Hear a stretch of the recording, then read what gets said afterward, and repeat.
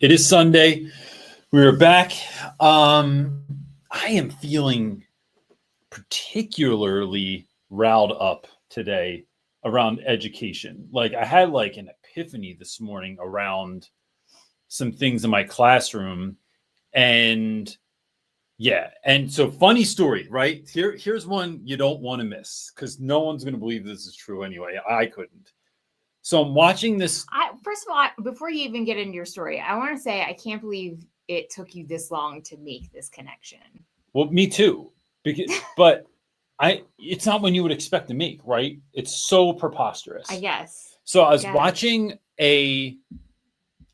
something from the Today Show about how schools are banning kids' reactions to 6-7 or to saying 6-7, right? So everyone knows this meme that's going on.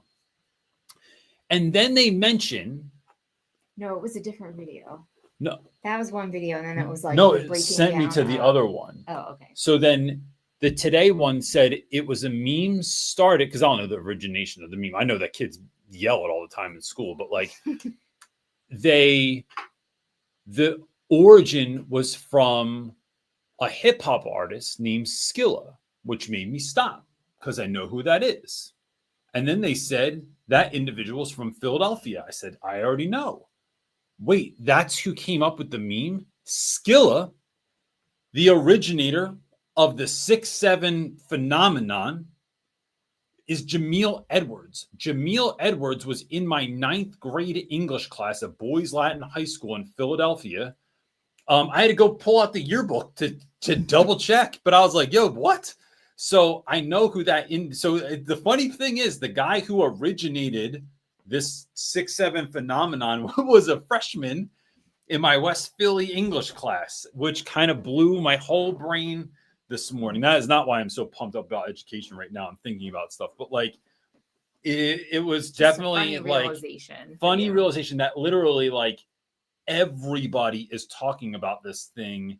And I'm like, I know that kid like is crazy. So yeah, anyway, that was one wild moment. Our kids' faces almost fell off this morning. Oh, I know, right? They couldn't believe it. So yeah, good thing we have face glue. Go ahead. You have a question for me? Let's just jump into it because I want to get to as much stuff as I can. Yes. First of all, just thank you, John Brossett and Ruth Akers, for your super chat. We always appreciate them. John's up first asking, what was the most surprising thing about your trip to Washington State this week? So I went to Washington State. John Tracy's asking you where in Washington State. I forget. I passed a lot of places. So random fact, not even about the school yet.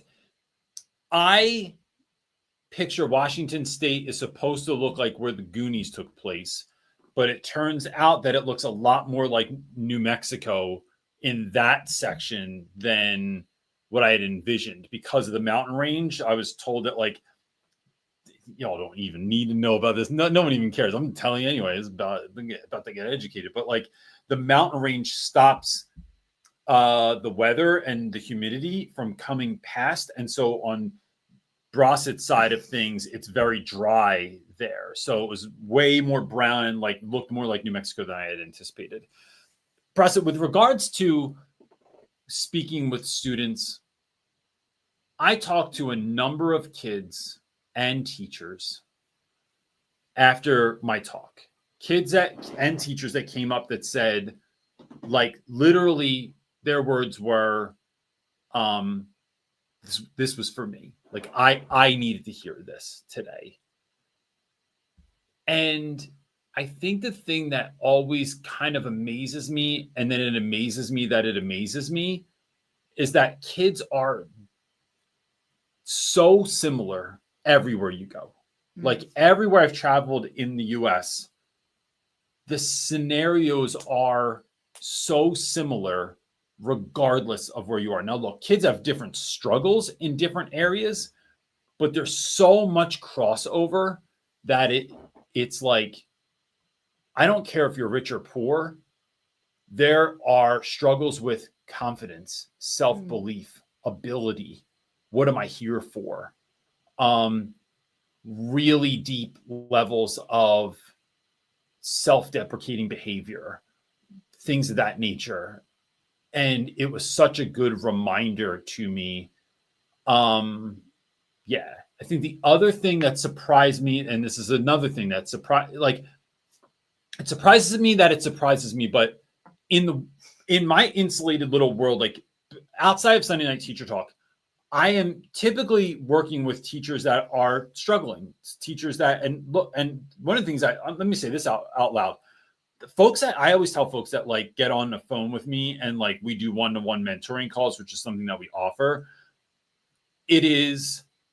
I always praise them in the same way that I would praise anyone that's listening to or watching this. Like, you're cut from a different cloth when this is what you're choosing to listen to on your drive on Monday morning to school. You're built different. When it's Sunday afternoon and there's football games on, there's all kinds of levels of chilling you could be doing. But when you are willingly listening to a live feed about teaching, it's like you're cut from a different cloth. There were so many teachers at your school, John, that were doing excellent work, and you could tell by the way they carried themselves, by the way they interacted with students, by the way their classrooms were organized or decorated, by what they were talking about in their classrooms. That stood out so strongly to me. And I think it's surprising to me because most of what I deal with is problems in education, and the constant narrative around teaching is like how everyone's leaving and it's the worst job in the world. And why would anyone do this? And like that there are still people thriving. I think that was very surprising to me, and it shouldn't be. It's almost a little embarrassing that it is, but like I've gone to enough schools where that's happening. I think it just doesn't get enough airtime, and so no one knows about it. Everyone thinks that school just sucks all the time, but it was an exceptional experience. And Bras, since you're on here, I have to say the casino that I stayed at in Spokane was exceptional for $95 a night. I'm gonna tell you right now, that's 5 stars from Reynolds. I even wrote a review, and I do not write reviews. I wrote a review. That's saying something because, you don't write reviews. No. All right, Mallory's up next asking, if you had unlimited money / resources, what would your dream classroom look like? It would certainly have very few desks. It would have no desks. We would do no desks. You would do big tables. I would do. What about the tables that we saw? Like, it almost looked like an office setting, like in that one video that we watched this morning. It'd be a lot of different options because there's a lot of different kinds of kids. Yeah. I couldn't tell you exactly, but some elements, man, I'm so into right now. Mallory, I'm thinking about, I'm in this mindset this afternoon, this evening, after the morning that I had, thinking about how do I completely upend the education I have been providing for my students even so far this year and going way different. And so I think it would include things like Thomas Edison at Menlo Park, which is where his compound he created for creation, had everything there just in case you were going to use it. So there were wood shops and libraries. There was basically like a tool library or a stuff library where they had everything from leather to boar's tusks to every kind of screw and nail and everything conceivable. I think what I'd want is to create a maker space of sorts that had every single component I could think of to create things with students. So whether that's creating podcasts, creating video content, editing video content, different types of seating for students, it would be colorful and filled with a sense of whimsy or magic, like a really good bookstore. But one that was never meant to really be quiet unless we needed quiet so that we could focus. There's music almost all the time. I mean, I have music on in my classroom almost all the time. That's one of the things the kids told me they missed when I was gone. They're like, oh my gosh, it's been so quiet in here. I missed the music. But the first sub played music. Yes. But they said that sounded like that Hobby Lobby. Cared for. And you all know how I feel about Hobby Lobby music. It's not the songs, it's the way it's the version they put on in them, Johns. But I think it would be, I like a sense of, are there some secret places kids could sit and study and focus and learn? But I think it would be more about having all the instruments, having a vibe of Willy Wonka meets Bill Nye, mixed with having everything at my disposal so that when the idea hits me, I could just run with it and do it. And then that would hopefully spill out to the whole school. Wow, one thing I'm surprised you didn't mention was some second level tier in CJ's classroom. CJ always likes and gravitates towards like tree houses, things with other levels. Like he always talks about like, oh, I wish I could build this in my classroom. Like, yes, and I would do. My ceilings are too low for that now, but I still have thought about doing like a upper deck with like a super chill zone underneath of it. Like there's only the real old people on here understand. If you remember the Children's Place in the 1980s in the mall, and when you'd go to the Children's Place, there was like this play area, and they had that situation where there was like an up top spot and a down below spot with a sliding board. They did. It was epic. Yeah. I love the Children's Place store. Yeah. They had the TV never worked in those things though. They always had a TV in there and the thing never worked. Oh, okay. The Teaching Romance is asking any tips on creating and teaching with escape game style lessons. Every student has an iPad, so it can be digital. I love the idea. I'm not sure how to properly and efficiently to execute. Okay, so I'm going to say that I love this idea too.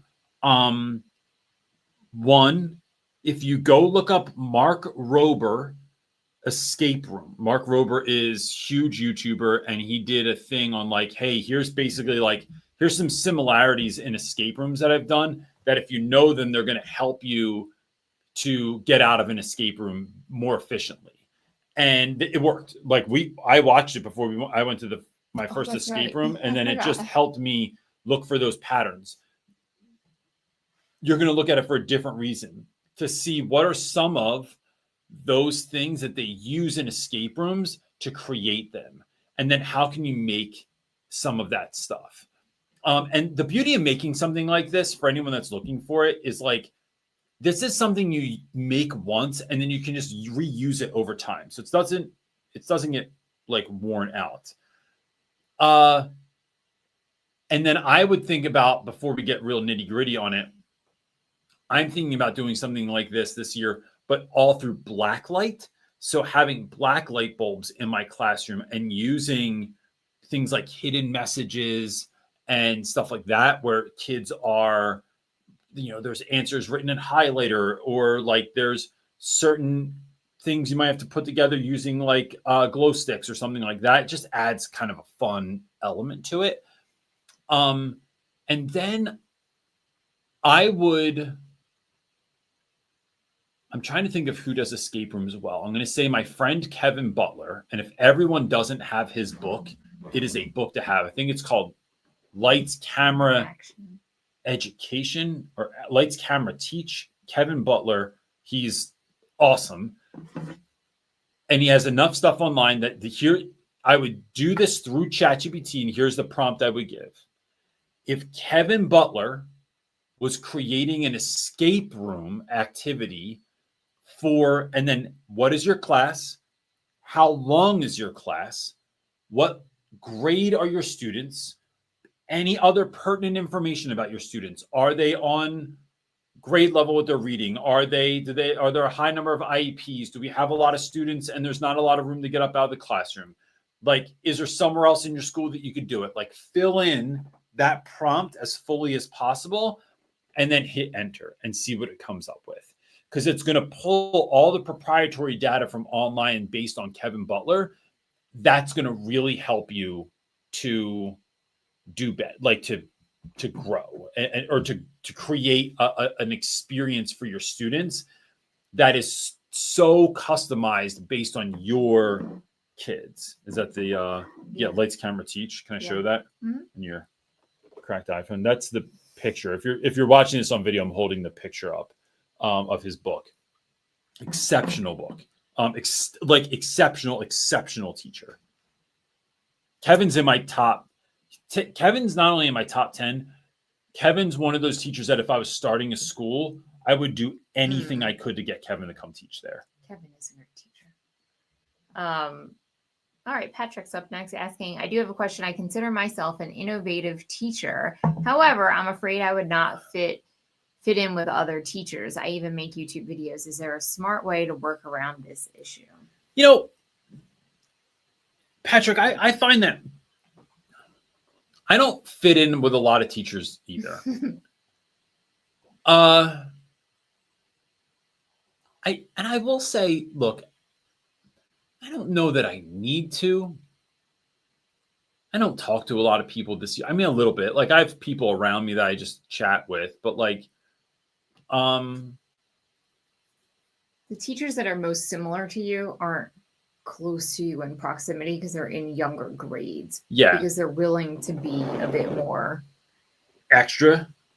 But I'll say this though, but even with the other teachers I teach with, like, I feel like it's hard to find the time too. Like, it's hard for teachers to find the time to connect. That's true. So, I mean, and Lauren was talking about this at church today where she was like, during my prep, I just work. And there's other teachers that spend their prep like hanging out with one another. There's no right or wrong in that. Right. It's just that I know what my schedule is. And I know that if I'm not working, I have a handful of dudes that eat lunch in my room. I keep the lights low. And the door's open, but I think because the lights are low, people assume that I'm not in there, and I'm out of eye shot, so I can just get stuff done. But Patrick, I would say the thing that, and I'd say this, I can't say this for certain at my school now. I've not been there long enough, and things are going really well, and like I don't have a problem with anyone. But where I've been, I find that being awesome out loud aggravates other people because they think that it is a judgment call on them. And it's really like never my goal. Like I don't want to do that. I want to teach as a community. I want to belong to something. But what I've found is that one of the ways to get around that is inviting people into your awesome. So when you're doing something cool, how can you pull people in? So I thought of an idea this morning, right? So one of these, I have this idea. I'm not going to go fully into it now. I'll probably make a video about it later. But it's a podcasting project for my students. And I want them to interview a number of different people for their particular. So they're going to have to come up with like a name for their podcast, a brand for their podcast, what it is about, like what's the sales copy for it and stuff. And then they're going to have to interview different people. And one of the things I'm thinking about is having them interview individual teachers for different reasons. And that's a great way to bring those folks into what you're doing without just being, oh, my bad, babe.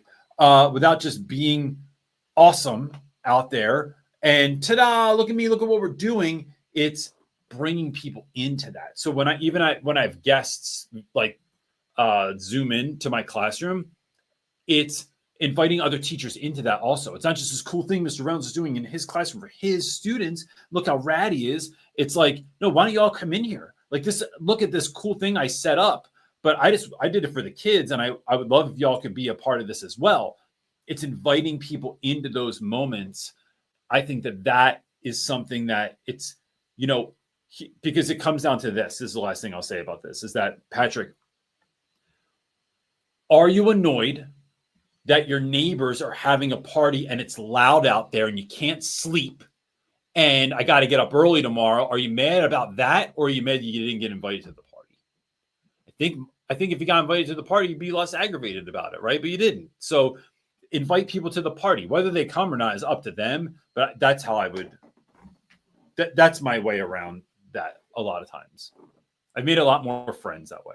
And don't fall into the trap, I think, of when you hear people say that, oh, I heard so-and-so say this about you, or I heard so-and-so say that about you. It's like, that's such a trap. Like, don't get caught up in that stuff. Well, even it got back to me that some kid didn't like my class. It was like, I don't even want to know that stuff. Yeah. Like, unless you know for sure, unless that kid told me, like, I don't want a third party. Yeah, absolutely. Like, no thanks. Okay, Ruth is up next asking, I need suggestions for playing music during class without commercials. Oh, yeah. Any options for free without commercials would be best. All right, so the legal way would be paying for something like Spotify Premium, which is expensive. It's like what? It's like $21. Yeah. YouTube Premium comes with YouTube Music for free, not for free, as a part of it. And that's at least $13.99. $13.99 a month. That is one of my favorites. If I only had to pick 2 subscriptions I could keep in my life more than even my car wash, it would be, which I love car wash, but it would be ChatGPT number 1, $20 a month. I hope that's what you're going to say. Number 1, more than anything. The other thing would be YouTube Premium. However, not as legal of an answer. Not sure what the legality is behind this, but I have heard tell that there are websites like 4K Downloader where you can download not only videos, but playlists. And then if you have a couple good ones, just cycle through those. And then they're downloaded on your device and you don't have to worry about it. I brought up in class the other day, so Rushing was saying that he really liked my boombox. That was one of his favorite things in my room. Oh, really? He just thinks it's cool. And I said, I used to play records in class. And he thought that was fascinating. So I'm really also leaning towards, like, I think with all the digitalness in the world, Ruth, I think kids are really amazed by analog. So it's like, could you go get a tape? Could you go to the thrift store and buy some like jams on cassette? Because, like if you get the right one, like your cassette is going to go like from one side to the other. That's a full class period unless you're teaching block scheduling. Records are a little more difficult because you're looking at like 15, 20 minutes probably per side, roughly. I don't really remember. But so you got to flip it over. But if you have a kid that does it, you can get tons of like old jazz records, classical music. Like I've been jamming to the Bee Gees in class lately and stuff like that, yacht rock in class. So like all that stuff's available for like a couple bucks at like a thrift store. Yeah. And that might be a really unique way to do something where you're paying for the music and then you're just like have a OG like cassette thing or CD rack or something like that in your classroom that kids get to pick from. I think that is the analog component of that, to the degree that I've been thinking about taking in all my old CDs and getting like a CD tower. Lopez says, yeah, good old fashioned compact disc player. And you can get them at Walmart. I mean, they have like boom boxes have like CD players, or like you can go to the thrift store and find like old school stereo cabinet with like, the glass magnet tap thing. You can still remember that sound, right? Yeah, I've been thinking about going mad analog on my jams lately. That's kind of a fun switch. Okay, Ross's up next asking, what is something you wish every teacher at your school knew about you? I have an answer for you. Go ahead. I think I know. Sometimes, Ross, it's like I get so crappy about this because part of me doesn't care, right? It's like, I think that's from coming from where I came from.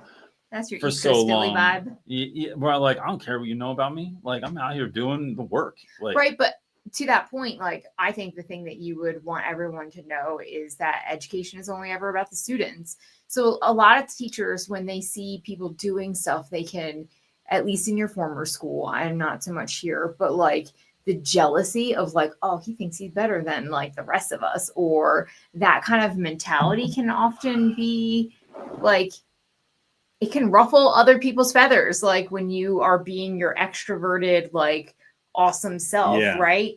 And I think one of the things that is beneficial for all of your coworkers to know about you is that you don't do any of this to be cool or to be the most liked. It's you're trying to make education about the students and what they need and the best experience for them. And that's your heart behind all the things that you do. That's a good answer. That would probably be how I would answer it. I think that if there was something else, it's really like, the other side is, I don't care what you think. Well, yeah, but on a level, but I don't think people always understand when I say like, I don't care. It's not that I'm like just dismissive. Right. No, I get what you're saying behind I am on mission with this work. I'm doing what I've been given to do by God in the season of my life. And the other thing that I want teachers to know is that I appreciate you. And I appreciate the work. Some teachers are, look, some teachers are better than others. I'm not talking about me. I'm talking about like the folks I work with. Like some people are like really good at their craft and some people are still coming up in their craft. Hopefully they're still trying. I appreciate the work that you do and I really love you. And I think I wish teachers knew that creates much different relationships and conversations, even difficult ones, when people know that you're coming from a place of love. So maybe that needs to go on my sign next week. Just what? I love you. Just want you to know. Love you. I just called to say I love you. Lionel Richie. Yes, thank you for that. I'm going to listen to that song after this. Just like yesterday. What was I making you listen to? Neil Diamond. Turn on your heart. Okay. We have questions. Okay, go. Taylor is up next asking tips on navigating the conversation with a student after you catch them cheating. And they already are in ISS, but I didn't get a chance to speak to this student on Friday. This student cheated by doing her sister's work. She will unfortunately be removed from the student council. It is a big blow to the group, but we want to show that consequences apply to all. All right. So, man, I love this conversation because the problem... Who says that? Oh, man, because I love it. Because it's like, these are moments, kind of reminds me of Rod. Remember? We had this pastor named Rod who used to say that. I remember one time we were in a small group meeting with him, and he was like, I love getting depressed. And I was like, bro, stop. You're sick. Like, there's something wrong with you. He said, oh, no. Every time I'm depressed, I just know that God's about to work something big out in my life.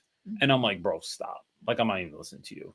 I have gotten to a point in my career where when these moments happen, it doesn't always work out for the best, but 9 times out of 10, we're about to like this moment that just crumbled you or your class crumbled the student and put them in this tricky situation. And now like, it's like, oh gosh, it is filled with so much possibility that Derek Brown used to say, losing is pregnant with chance. Victory escorts loss to every dance. Meaning like every single time something bad happens, bad in quotes, it's like filled with possibility. So what I want to break down is this kid cheated. I want to know why. I'm not going in there with like, this isn't a loaded question. I'm curious why you would do that. And then listen. Who knows what's going to come up? I think I know what's going to happen. I think I know where kids are coming from. I think I know where your behavior came from. You're just trying to get your sister out of something, but maybe you're being bullied. Maybe your sister has undiagnosed learning disabilities. Maybe they always struggle with stuff. Maybe they have crippling anxiety or whatever it is. Like, I don't know what the deal is, but I'm open to knowing and really sitting there and waiting for the answer and not feeling like I have to ask the question 7 different ways. Yo, what happened? Why would you do something like that? Like, I'm really curious. Like, is there something I should know about? Is there something you want me to know? It isn't, because kids will often go like, it is what it is. Just what happened. I don't even want to talk about it. I'm so mad. But I really am interested. The other thing there is let's talk about really why cheating hurts you, because it doesn't grow you. You're letting it is the old, like, give a man a fish, he eats for a day, teach a man to fish and he eats for a lifetime. Like, if your sister's struggling, cheating is going to help right now. But what about in life, bro? Like, is this what we want to do? Or do we want to help them grow in their capacity so that they can do it themselves? And how can we do that? What other alternatives did you have to cheating with them? That if it was in my class and you came to me and said, Mr. Reynolds, my sister is really struggling. I know the essay is due today. I've tried to help her with it. I thought about helping her cheat. But instead I came to you and I'm wondering what we can do to help her get to where she needs to be. What teacher's going to hear that and just go, nope, the essay, well, they're out there, right? But like, I'm not going to come to me. And I want to let that kid know, you know darn well, if you come to me, I'm not going to be like, no, I'm not doing it. No, I'm not. It was due today. Of course, I'm going to take steps to help you because that's the work I've been given to do. So going forward, don't ever take the easy way out, right? Like, come and see me. And even if it's for another class, Reynolds, I got to talk to this teacher, but I'm not really sure how to talk to Miss Davis because she's always kind of mean and I'm not sure how to navigate this. Come see me, right? We want to help kids realize that we're there for more than just like pushing the curriculum, right? We're there for them, right? When, like my wife said, your education is only ever about the students. That's what I'm looking for. And then I want to say, now listen, y'all, I want to talk about this student council thing. Now you've lost this thing that I'm assuming was important to you. What can we do to get it back? What work can we do to try and do that? And then maybe there is something. Maybe can you appeal to the board? Can you write an essay? Can you write a talk? Can you create a PowerPoint? What can you do to recognize what you did that was wrong and then take steps to try to get back this thing that if it was so important to you to get back there? Because I think that it's not just about having that taken away, isn't just about you learning your lesson because now it's gone, but it's, do you have the humility to earn it and then to learn from it and then to grow into the next best version of yourself because of it? That's what I'm talking about. And that's what I would be communicating with a student. Lopez wants you to know that whatever you were singing was not Stevie Wonder, or it's Stevie Wonder. It's not Lionel Richie. John Lopez, I'm talking about, I don't remember the name of the song, but turn on your heart light. Let it shine wherever you go. Let it make a happy glow for all the world to see. Is Neil Diamond from the E.T. soundtrack. No, what were you singing before that? Oh. And you were like, we're going to go sing, we're going to listen to this song just like you made me listen to Neil Diamond. I don't remember. Oh, dang it. You might be right. You might be right. Scratch that, John. I don't remember. Okay. Sorry. All right. I really started on Neil Diamond, though, over here. You know what I mean? Bad songs I can't believe I like. That's the name of my band. Okay. This is an interesting question. Awesome. Matt is up next asking, how do I respond to students calling me out on using AI to help me give feedback on short answer responses on a test? I'm overworked and need any assistance to get work done. Yeah, bet. So I think having a conversation, Matt, about what is AI good for? And are we using it as a tool or a crutch? I use AI as a tool. And so I've run several essays through that this year, and short stories but it's like, what am I looking for? Right. So there's an AI component that I can, so like, for instance, like, so I did these ghost stories with my students. I took pictures of them, uploaded them to ChatGPT, uploaded the rubric, and then asked what grade it would give on the story based on the rubric. So the rubric is looking for things like, did it have a clear beginning, middle, end? Did it have certain, like, these 4 aspects of a good ghost story that I wanted to see in there? Like, it's taking that away from me having to do that, right? That's just like, that's robot work. I'm going to read it and still give feedback on this. But I think that So that's one. Sometimes I think that it's like, it's for you to do that would be no different than having a colleague read it and say, hey, what kind of feedback would you give to this? Because I find that as an educator, I sometimes get in a loop where I feel like I'm saying the same thing back to every kid. And I'm trying to broaden my own scope of what I might not be looking for. What am I not catching? So reading, telling chat, here's the essay, here's my feedback. What am I missing? What should I be? What are maybe some other things I could be looking for, positive or negative?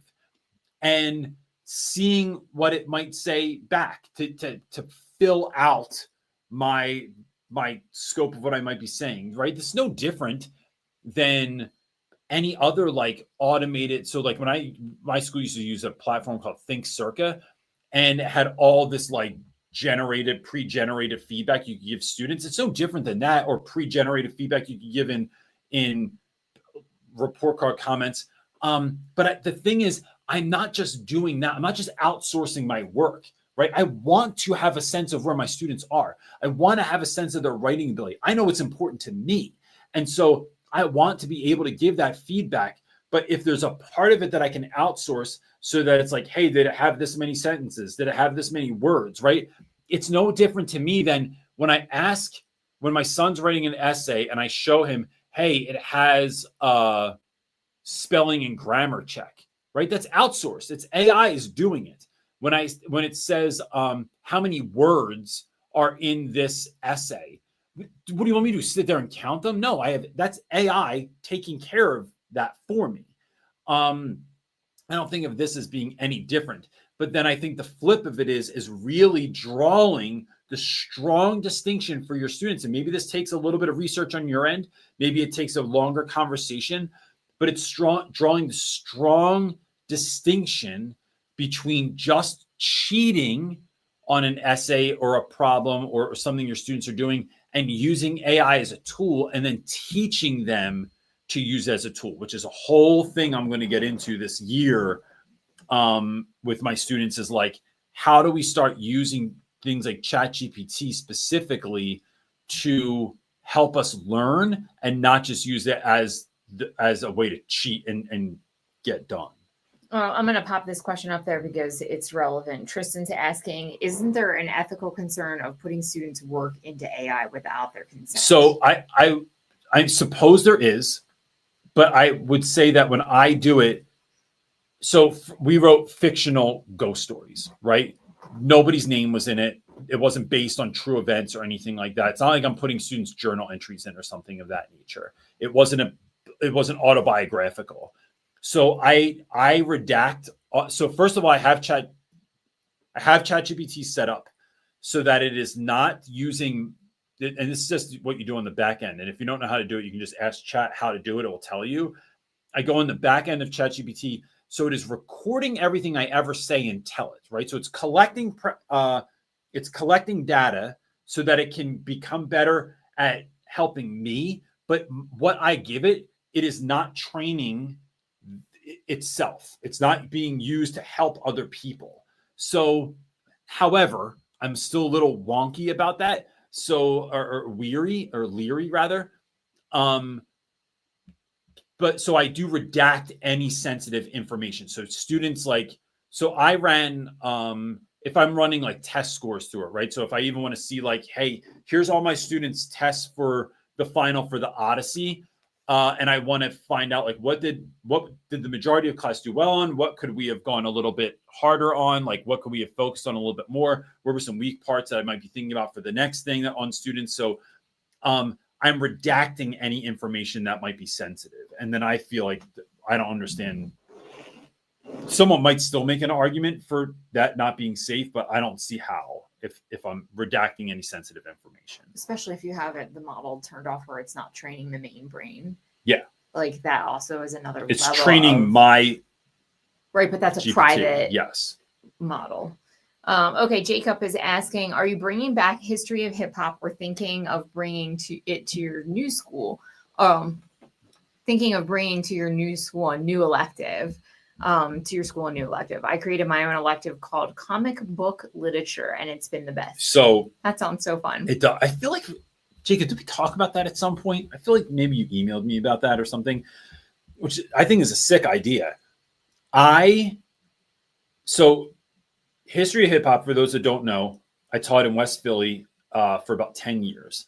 And it was a way for me. The reason I did it and the reason I wouldn't do it at this school is the reason I did it is because I looked at things my students were constantly talking about. So in any given day, it was usually talk around, man, I'm hungry, man, I'm tired, something about girls, or music.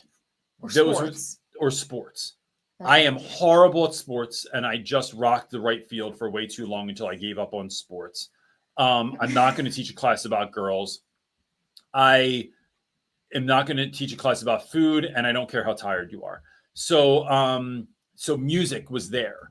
So I figured if I made a class around music and fit my curriculum through the lens of hip hop, I could get pretty far. Now, not having any skill, this required me to reach out to having DJs come in, graffiti artists come in, entrepreneurs, like hip hop artists, like pulling these folks into the classroom so that they were actually teaching the class. Now, I have gotten tons of feedback over the years. And I literally had a call with a kid yesterday. He said that was the best class he ever took, how deeply impactful and meaningful that was to him. But one, I don't have the resources here. Now, I could have someone Zoom in, but that's a lot of Zooming. It's different when someone's in person. Two, it's not the culture. Like, it's not the culture that I teach now. So I have thought. But you do have a lot of students who like hip hop. They do, or but they don't interested in the culture without a lot of background. So it could work as a good like knowledge base. There are some, but it is not by and large the culture. Oh, agreed. It's way more country music here. It's way more rodeos and which you're farm not kids. Knowledgeable. No, but that's my new. But I wasn't. I mean, I grew up with hip hop, but like I didn't know as much about the hip hop culture as I did when I taught it, right? Yeah. Like I had to learn it. And so to me, it's like finding out what are your students interested in. I don't care if it's monster trucks. Like, can you create a class around monster trucks? Maybe like if you teach physics. Do a rodeo class? No, but I think I would do and this is what I'm saying. Like I'm 10, 11 weeks in, whatever it is to the school year. And I subbed all last year, but I don't really know yet. So it's me really keeping my eyes open to what is needed and where there's white space and what my students are interested in. I'm still feeling that out. I feel like if you're going to do an elective, it's going to be the second half of the school year that will give you some time to figure that out. And it's a balance of running what we do here on this end with you teaching. I'll also argue that, and not argue, but say, I have found it a little more difficult to really get to know kids at this school as I've had in past schools. Like it's just not, and I'm not sure what that is yet, but it's been, and it's happened, but like not to the degree in Philly. I feel like by this far into the year, you feel like you've known these kids forever. Do you think that has a difference with the child's family life? I think so. Have a more I think it's not as needed sometimes. Stable one. And so it's like, I don't need that connection with you. And that's fine. But I'm just not used to that. Yeah. So it's for those that need it. What are we doing? So, yeah. So I'm still on the fence. I've thought about an entrepreneur class. I've thought about a maker class. I've thought about,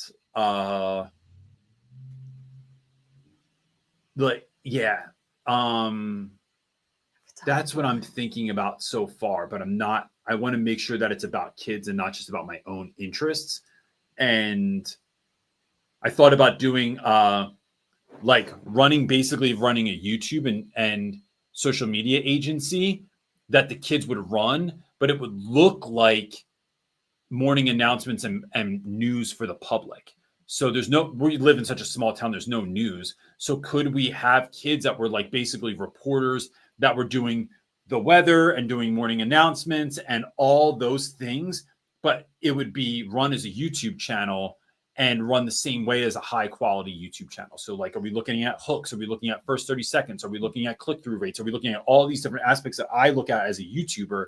So I'm teaching kids YouTube and social media, but for the betterment of our school and keeping people educated and updated and all those things. Like, so that's huge undertaking. Oh, I know. I'm not so sure where. Yeah, exactly. Where's the time come from? Okay, Linda is up next. We're gonna have a 3 in the morning instead of 4 in the morning. Yes. So Linda's asking, I was talking to a parent about their child failing my class. Parent knows math is a weakness, but does not believe their child can succeed. How do you respond to parents who have different beliefs about their child's abilities? I wanted to suggest interventions, but the parent seems to have no hope. All right. So one, gosh, that's really hard. I've had that happen before. I've had parents come in and I had parents try and tell, I think I told the story last week, try and tell my admin that their child didn't have to do a particular project for my class because they knew their kid couldn't do it. And I'm not one to tell a parent, like, it's your kid, bro. Like, this is not my kid. And you know your kid better. Even bad parents know their kids better than I do in many regards, right? You've seen them their whole life. That being said, sometimes I think parents are a little too close to their student to know what's best for them. What does that mean? I think that you get, like some parents coddle their kids and it's like, no, this dude needs to be stretched. That's what I'm telling you right now. And if they stretch and it's never going to be the end of the world. I'm not trying to freak your kid out or like make them overly anxious. But we had a project that I wanted a student to do. And the mom said, try to get me to not do it. And I was like, listen, we don't even have to grade it. I just want you to see your kid can do it. Like, and I want them to know that they can do it because it's hard. And it was like memorizing a certain amount of Shakespeare and then acting it out in front of the class. And he did it. I remember that he did the whole thing. And I remember this smile on his face. And the mom couldn't believe it. And so if you don't think they can do it, I'm asking if you will allow me to try. And if I promise not to overstep my bounds, make your child feel stupid, or I'm not trying to add any undue anxiety, but I'd like to help them try. And so I'm looking for the blessing there. And then I want to ask you these 3 questions. 1, what's a student or a class or subject matter your student has thrived in the past, and why? What did that teacher do? Who was that teacher? What was the subject matter? Give me the fullest picture there. What are areas that your student has not found success in? What classes and why? I'm not looking for teachers' names there because I'm not looking to badmouth anyone, but I'm looking for that information. And then what is something you wish teachers knew about your kid that doesn't show up on a 504 or IEP? So what I'm trying to do is collect data and then try and figure out how I can help the student do this. And then I'm going to show, my hope is to show the parent that their student is worth a lot, or is not as worth. Their student is capable of a lot more than they thought they were. And that's huge to me. That's what I want for a kid, is for everyone to see that this kid was capable of this. And the fact of the matter is that you don't need anyone else to believe. You need you to believe. And you need ultimately for the kid to believe, because that's the big disconnect right there. And then I think the other thing, Linda, is why do you think they need to know this? Why is this important for them to do? Memorizing Shakespeare has no value, right, in and of itself. What are you going to do? Be out there on the streets 2 households, both alike in dignity and fair Verona, what we last, and people are going to be like, oh, snap, you're so smart. No. What is difficult is that we all had this thing we all had to do. The kids are all doing the same hard thing together. It also taught kids how they learn. It also taught kids that they can do something hard. And they all felt pride every year that we did it when they did it, when they were able to do it. Then they would, as kids were getting done, they didn't just chill. They tried to help their homies learn also. So it was like kids teaching kids and like getting them prepared and like brother helping brother. It was really something remarkable that happened. And I didn't want this kid to be left out of that. So it was, I need you to be a part of this because you need to be a part of this. And that is what I think. I knew my why strongly, and that superseded. I will say for math, though, like our own daughter really, really struggles with math to the point where like it got her an IEP because she struggled with math so much. And so there was, I don't know if I could get a diagnosis that would say that she had dyscalculia, but like, which is a math disability. But I know she really struggled with math, but it did take and I saw at home when I tried to homeschool her, the math sense like made no sense in number connections for her. It was a very difficult concept for her to grasp. So I could see a parent that going, they're just not going to do it, right? Like if they have that information about their child, I could see a very common idea from a parent would be like, they're just not going to be able to do it. And instead of, I knew that my daughter was capable, but needed a very specific type of teacher and one that would be incredibly patient and be willing when she does get stuck on a step or a thought that could shift it, explain it different, find multiple ways, multiple examples to get her to have understanding. And I think that yeah, I don't know, somewhere in that like helped when, because I couldn't do it. I wasn't a good enough teacher or qualified to do that for her at home. I really struggled, but I also don't have that. I'm not trained in that. So like I don't have that ability. But I think part of what you're saying there too is like, it's that patient and kind part where I need parents to know what I want to hear from a teacher as a parent is I will not leave your kid behind. Right, like get regardless of like that the old like the No Child Left Behind thing. I will take it slow. I will not rush your kid. If they're getting overwhelmed, I'll be patient with them and help them to be patient with themselves. And I want your kid to know they can do it instead of going, oh no, it's math, I'm just not good at it. Right, and that's what we've had both types of teachers, right? Like in New Jersey, we had a teacher that just kept saying the same thing over and over. And I'm like, yeah, but that's not computing to her. Like there's something, there's a block. And now we have a teacher that like will try multiple different ways or explanations and take their time with her. And she's having tons of success. She's A student in math. She says it's the best teacher she ever had. So I think that I would just reinforce the parent and say like, they can, but we're going to take it small and step by step. Like it kind of like almost eases the parent's fear. Facts. Hope that helps. Yeah. Mallory. That was good. Thank you.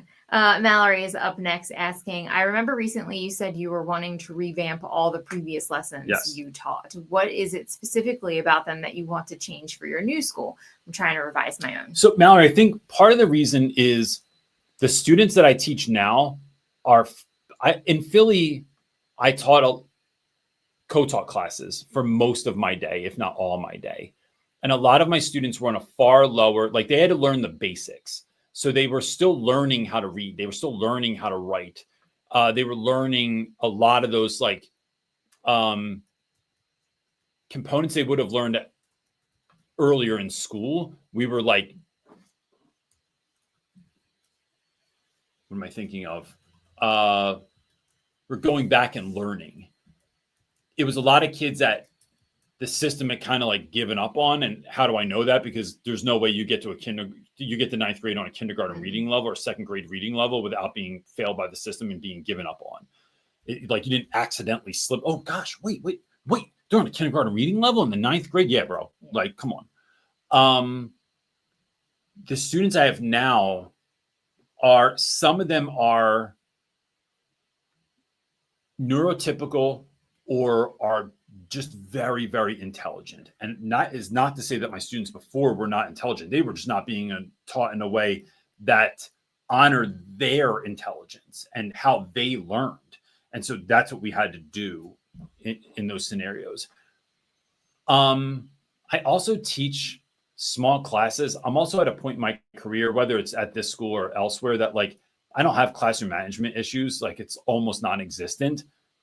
So with that, with those changes and with who my students are, and I think they're want to do something new, it's like, let's just shake this up. Let's just make it a completely new experience. So like, how do we get away from just writing an essay?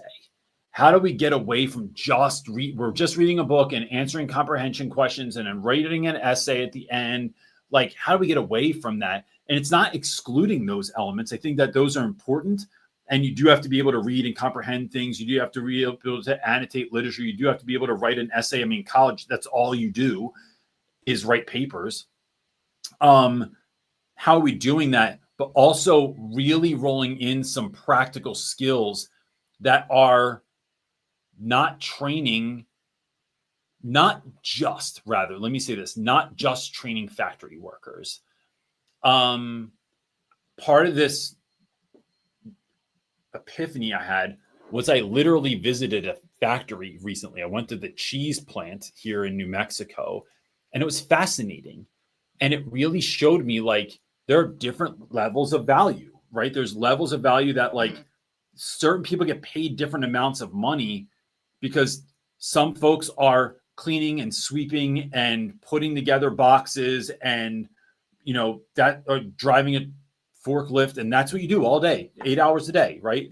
No, Same I'm not thing not, over and over and over and over. Yeah, all I'm day. I'm not talking bad about any of that, right? Like that's your job, and I love cheese, so do it.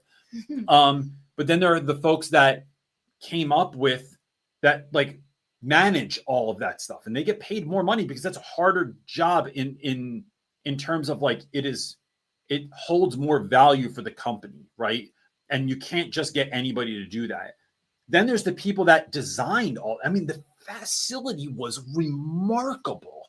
And to think of the engineering behind all of that stuff. And then it's like, I really want students to, I'm not judgmental at all at a job a kid gets. I just want you to live the most full life you can do that. You can. So what does God have for you? I want you to be able to use more of your imagination in what we're doing and learn things like working together, learn things like your own social emotional well-being. How are you struggling through something and getting through it and then still getting it done? Like, there's certain aspects of that I want to do far more in my class. So instead of writing an essay, can you create a podcast for something? Can you create a YouTube script for something? Like if you look at YouTube, it's basically the same skill set as writing a persuasive essay. If you really know YouTube and if you're really looking at those videos, like there's like Mr. Beast is using a 5-paragraph essay outline to create the most engaging content on YouTube. How am I teaching kids through that lens? So that's a little bit of what I'm kind of looking at. Okay. Our last question, because we're just about at an hour, is from James asking, I teach 7th and 8th. Some of my 8th grade kids had me last year, are too comfortable with me and keep wanting to joke in class and dominate the class. How do I get them to not dominate? By telling them to knock it off, James. And here's why. Because any good comedian knows timing is everything, right? So joking just to joke whenever we want just sounds like dogs barking in a car. It's just like we're just all barking all the time. And it's like, bro, what? Like, have a reason, speak for a reason, joke for a reason, no timing, and then that's going to work better. So a carefully placed joke, I'm all about it in class, even if it upends what I'm doing. There are kids that I will be in the middle of something and someone cracks a joke and I'm like, listen, not like, don't upend my moment here.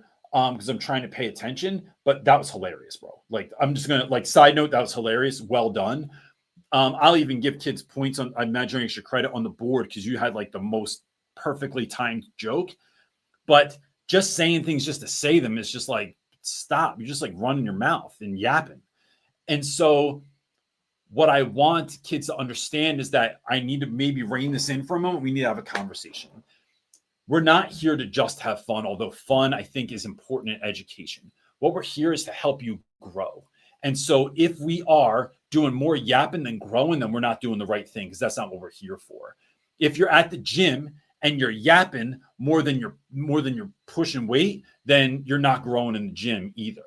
So if it is like, let's get real about why we're here, and we can still talk, we can still connect, we can still have these moments where we are just talking about seemingly nothing because we're trying to connect more so then we can learn more content. Like, we can joke around. All these elements can live here, but it's, let's remember why we're here, right? And think about that where anywhere you go, right? If you are on the field, like if you're practicing or in a game, if you're talking or joking around more than you're trying to get points, we're losing, right? If we do that in the gym, we're losing. If we do that at work, right? If you're just sitting around talking, joking around instead of getting work done, what you're getting paid for, you're losing. And so let's think about that in the class. Education needs to come first. Education is only ever about students, but education is the first word there, bro, right? Education is only ever about kids. So we are really trying to get clear on why we're here, bars. And then we are, of course, connecting, because connection over content, but it's real. This is all about you becoming the best version of you. And that means putting in work every day before we're screwing around and talking and joking around. So I just want to get real clear with y'all about that. Like, that's how I'm framing it to my kids. I just want to get real clear with y'all about this.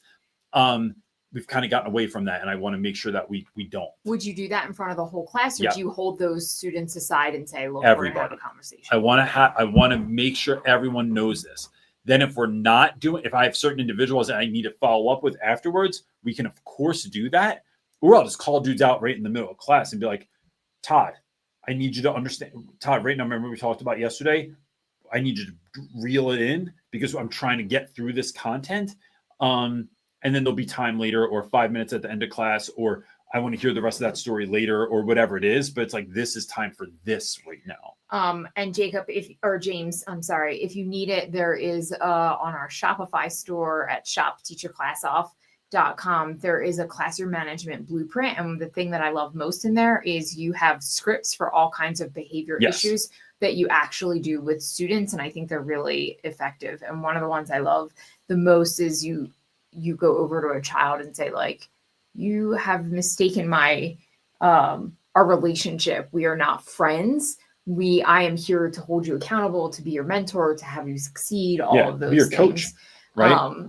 And your messing around is messing with that. And we can't have that. No, my job here is to help you be the greatest you can be. I think that's a great script, and it's in that classroom management blueprint. It's a digital download, but might be helpful. Real quick, before people go, I am almost at 100,000 subscribers. If I get to 100,000 subscribers, that means I get a play button from YouTube. And the only reason I want a play button from YouTube is so I can put it in my classroom and show kids what hard work pays off, because that means something to them. If you're not subscribed, would you please hit the subscribe button and help me show my students what I can do with this. And that's it for this week, gang. If you need anyone to come speak at your school, you can afford it. I promise you, just hit me up and let's talk about it. And here's the QR code to get you started on that. That's it for this week, gang. We'll see you next week. Bye. Peace.